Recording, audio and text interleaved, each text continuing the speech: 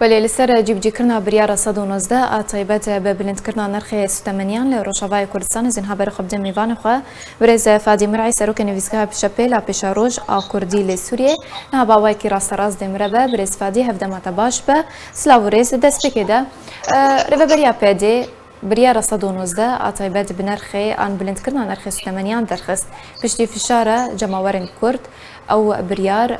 هاترا کرن لید همان دمیده ایرو اف بریار تیب جیب جی کرن نرخص تمنیان بلند بویا ده همان نواروکا داخویانیا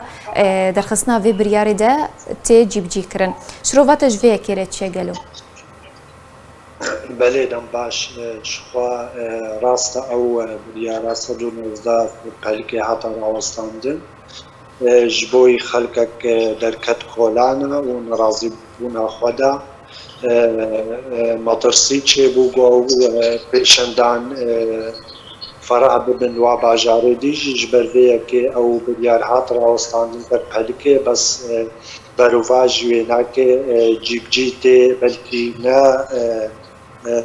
وقت هم سیق دویجی ایرو نرخین تمنیه واغ رادان بوهاد بی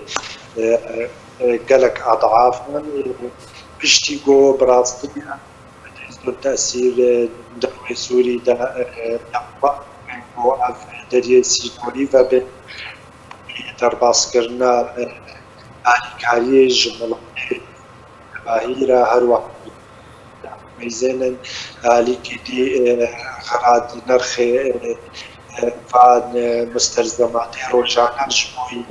خلق ما بوهات ببرا او جدي مطرسية أتكلم عن لتبعي جهان الشرع عبوري جيرة أم جيرة بيجن شرع عبوري أكتوي واطي سر ملات ما جي كرن بيكو بجمني ما يك قولي بربي ملات بخوام جول دبي ناكو كيوي ناك بيجري هنو نواز دبي زعيف بيت دما كده يعني ناكي با كرياري هذا ولي راستي تيوي واطي انه هات قافان نجار هات شتي روجان تأمين بكوي نجار شتي عايشكو لكردستان سوري وهيك كي ببي ودركبي دربي بله برز فادی دنگت زلال ناگهمه بلا سپرس خویا دویم جی بکم ارمانج جیب جی کرنا وی بریاری چه دیدم کی ده کودور روشاوای کردستان دولمنده به پترول خبر همین دنجی بعدت خوازه روشا روشاوای کردستان برفکوی داری و ببه بله شخوا زلال او جیب کرنا وی بریاری 119 به ارمان جی چنا مقصد جی چیا خلق ماج دركبيج ولاتي خوا ولاتي موالا ببي اف ارمانج چيا غاويرو خلقك نجار مني و مستلزماتي روزانه شخوره تأمين بكي نجار مني وي دركبي يعني انا بديوي چه مقصد جبريالا 119 اف چيا وقت دري سينوري ايرو وكري بالپيشيا ولات از دوی باوریه دما تشتی کومایی لهمبروی کردستان سوری جوی در کبه جدر وی والا. بله برز فادی گله کرد لروشاوای کردستان چپکه باشه دما در خصنا و بریاری در کتن خو پیشاندانن ایروکو ما بحث کری نواروکا بریار 119 تجیب جی کرن لتان ها پیده لسر راگهاندن بحث نکریه ایرو گله کرد لروشاوای کردستان چپکه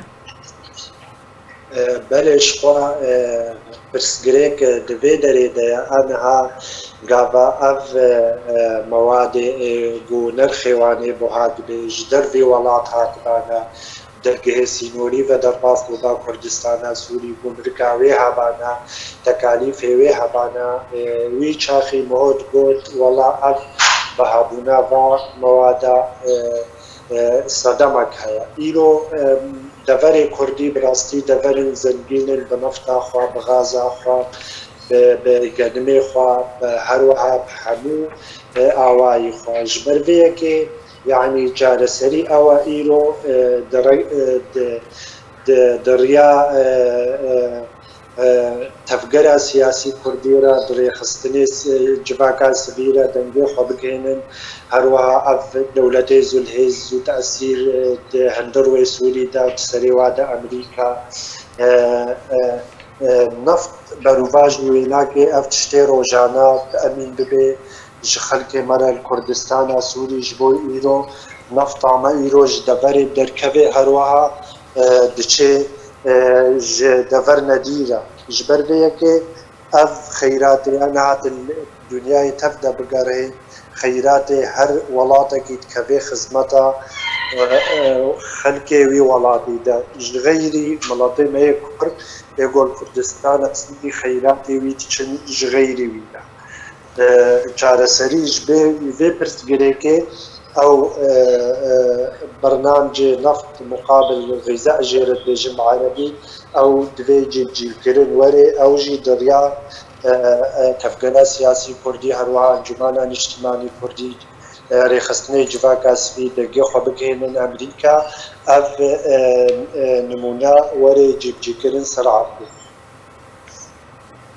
بله gelek spas ji bo mêvanê min Birêz Fadî Minrayî serokê nivîzgeha Şepêla Pêşaroj a Kurdî li Sûriyê li ser zanyariyên û şiroveyên ku te dane me.